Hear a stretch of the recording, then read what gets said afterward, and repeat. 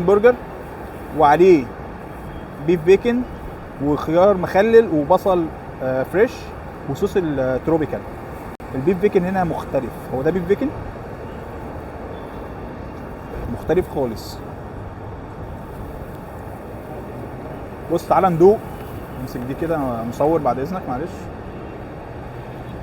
تعال ندوق نقول بسم الله، ودي اجمل لحظه بحبها.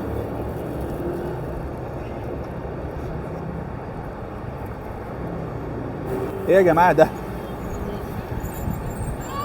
ايه يا جماعه ده؟ انا مش هقول تاني كده تاني. طب تعال ندوق اللحمه لوحدها. بص هو مبدئيا مش سماش برجر، هو برجر عادي ببهاراتك بابا غنوجك بسلطاتك، فحلو قوي.